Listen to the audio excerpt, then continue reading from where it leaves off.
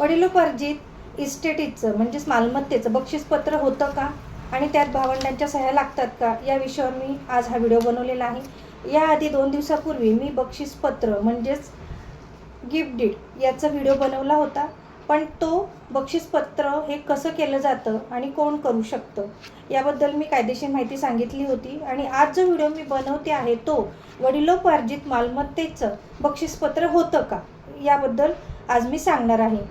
आणि इतर भावंडांच्या त्यात सह्या लागतात का हे देखील सांगणार आहे. संपूर्ण व्हिडिओ नीट लक्ष देऊन ऐका आणि आवडल्यास नक्की कॉमेंटमध्ये मेसेज करून सांगा. हा विषय अनेक कुटुंबांमध्ये वाद निर्माण करत असतो, म्हणून संपूर्ण व्हिडिओ नीट लक्ष देऊन ऐका. यात मी सोप्या कायदे आणि कलम या भाषेमध्ये सांगणार आहे. तर सर्वात आधी आपण बघू की बक्षीसपत्र म्हणजे काय ते समजून घेऊ. भारतातील प्रॉपर्टी लॉनुसार एखादी व्यक्ती स्वतःची स्वकष्टाची मालमत्ता कोणत्याही मोबदल्याशिवाय दुसऱ्या व्यक्तीला स्वइच्छेने देते त्याला बक्षीसपत्र म्हणजेच गिफ्ट डीड असं म्हटलं जात असतं. ट्रान्सफर ऑफ प्रॉपर्टी ॲक्ट 1882 मधील सेक्शन 122 मध्ये स्पष्ट करण्यात आलेलं आहे. सेक्शन 122 नुसार जेव्हा एखादी व्यक्ती स्वतःची मालमत्ता कोणताही पैसा न घेता दुसऱ्याला स्वइच्छेने देते आणि समोरील व्यक्ती ती स्वीकारते तेव्हा ते गिफ्ट म्हणजेच बक्षीस ठरतं.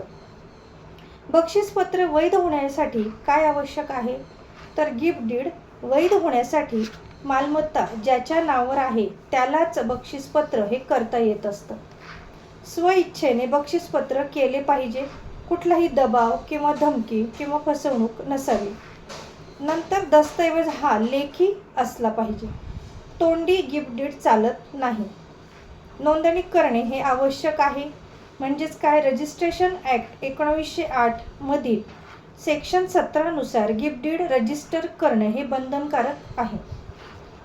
2 साक्षीदार असणे हे आवश्यक आहे आणि त्यांच्या दस्तऐवजावर सह्या असणे हे आवश्यक आहे. आता सगळ्यात मुख्य प्रश्न तो म्हणजे वडिलोपार्जित मालमत्तेचं बक्षीसपत्र हे करता येतं का, तर नाही. वडिलोपार्जित संपत्तीचं बक्षीसपत्र हे करता येत नाही, पण फक्त पूर्णपणे स्वतःचा जो हिस्सा त्याच्यामध्ये असतो त्याचं तुम्ही बक्षीसपत्र हे करू शकतात. जर मालमत्ता वडिलोपार्जित असेल तर त्या मालमत्तेचा सर्व कायदेशीर वारसांचा जन्मता हक्क हा निर्माण होत असतो. म्हणून वडिलोपार्जित इस्टेटीमध्ये वडील, मुलगा, मुलगी, नातू यांचा त्यात हिस्सा हा समान असू शकतो.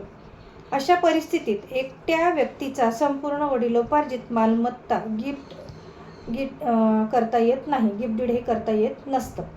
हिंदू कायद्यानुसार वारसांचा हक्क हा हिंदू सक्सेशन ॲक्ट 1956 नुसार वडिलोपार्जित संपत्तीमध्ये वारसांचा जन्मता हक्क असतो. विशेषतः कलम 6 नुसार मुलगा आणि मुलगी दोघांनाही समान अधिकार आहेत. म्हणूनच जर मालमत्ता वडिलोपार्जित असेल तर इतर वारसांचा हक्क डावलून तुम्हाला गिफ्ट डीड हे करता येत नाही. आणि जर तसं केलं तर तुम्हाला कोर्टात वाद हा होऊ शकतो. म्हणजे तुम्हाला कोर्टाच्या चक्रा माराव्या लागू शकतात, कारण इतर वारस हे त्यासाठी तुमच्यावर बेकायदेशीररित्या तुम्ही गिफ्ट डीड केलं आहे असा आरोप करून तुम्हाला कोर्टात तुमच्या विरोधात केस ही जाऊ शकते आणि त्यासाठी तुमचा कोर्टात हे वाद निर्माण होऊ शकतो. महत्त्वाचा दुसरा मुद्दा आहे तो म्हणजे भावंडांच्या सह्या यात लागतात का. हा खूप महत्त्वाचा मुद्दा आहे. मालमत्ता जर स्वतः कमावलेली असेल तर ती सेल्फ एक्वायर्ड प्रॉपर्टी असेल. म्हणजेच स्वतः कमावलेली मालमत्ता असेल तर मालकाला कोणालाही गिफ्ट हे देता येत असतं. अशा वेळी इतर भावंडांच्या किंवा मुलांच्या सह्या या आवश्यक नसतात.